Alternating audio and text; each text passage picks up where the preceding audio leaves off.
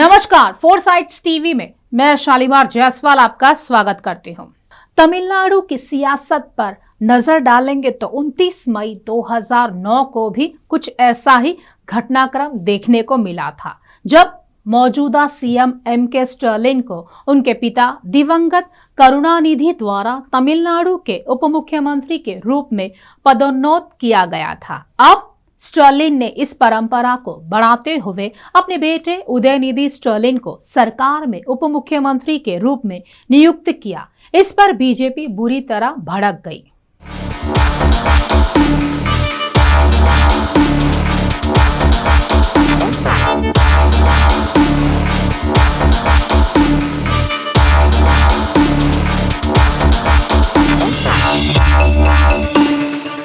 तमिलनाडु के CM MK. Stalin ने अपनी सरकार में बेटे उदयनिधि स्टालिन को डिप्टी सीएम बनाया है। उनके साथ ही डीएमके विधायक V Senthil Balaji, R Rajendran, SM.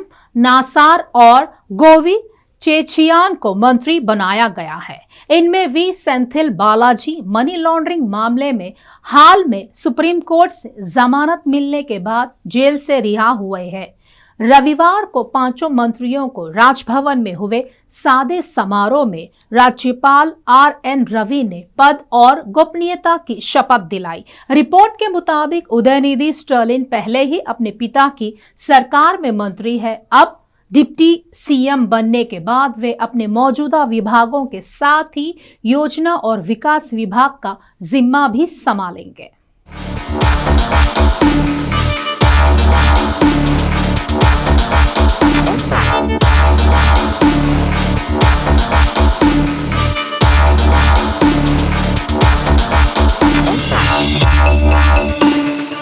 Udhayanidhi Stalin को राज्य का डिप्टी सीएम बनाए जाने पर बीजेपी भड़क गई है। उसने इसे दक्षिण भारत में वंशवाद का एक और उदाहरण बताते हुए कड़ी आलोचना की है।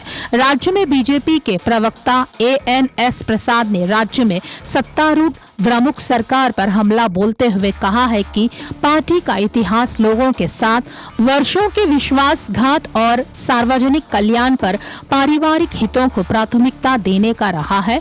उसने एक बार फिर इसी परिपाटी को निभाया है। यह जनता के भरोसे के साथ बड़ा धोखा है।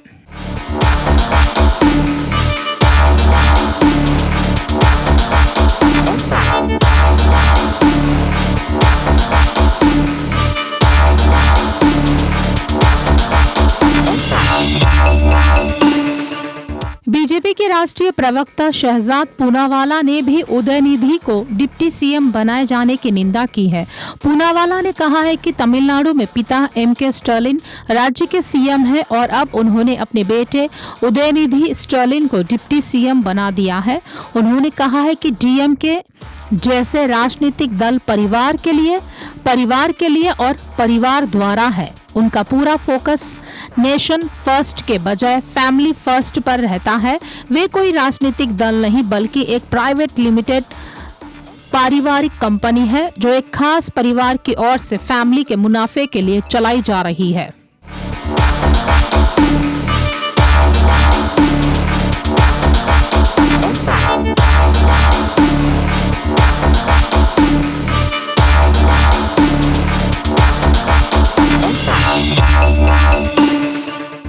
राज्य की तमिल मनीला कांग्रेस टीएमसी एम ने भी उदयनिधि की तमिलनाडु के डिप्टी सीएम के रूप में नियुक्त करने पर कड़ी प्रतिक्रिया दी है। पार्टी के प्रवक्ता एएस मुनव्वर बादशाह ने कहा, मैं उदयनिधि स्टालिन को आज तमिलनाडु के डिप्टी सीएम के रूप में शपथ लेने पर बधाई देता हूं, लेकिन यह एक लोकतांत्रिक देश है, राजा शासित देश नहीं। केवल राजा शासित देश में ही पिता राजा बनता है और उसके बाद गद्दी बेटे को मिल जाती है। डीएमके में बहुत सारे वरिष्ठ नेता हैं जो उदयनिधि से भी कहीं ज्यादा सीनियर है। डिप्टी सीएम पद के लिए उनके नाम पर विचार हो सकता था, लेकिन उनके नाम पर कोई विचार नहीं किया गया।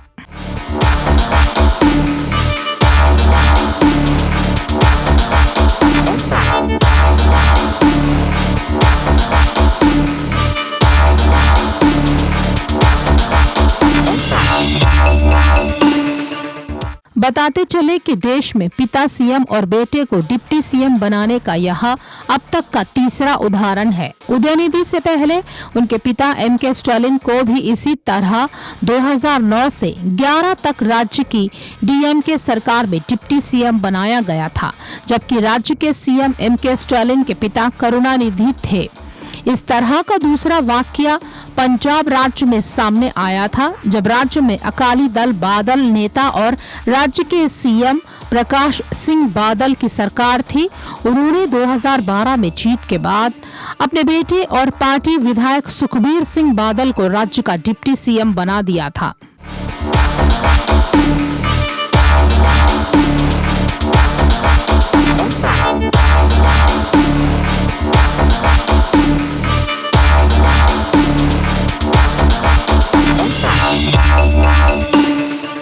खास खबरों के लिए जुड़े रहे हमसे, देखते रहे फोर्साइट्स टीवी।